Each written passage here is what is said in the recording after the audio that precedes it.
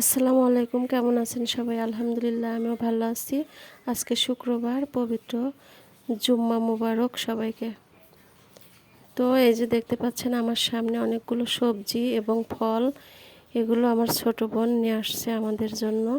তো কী কী সবজি আর ফল আছে আপনাদের সাথে শেয়ার করি, দেখুন।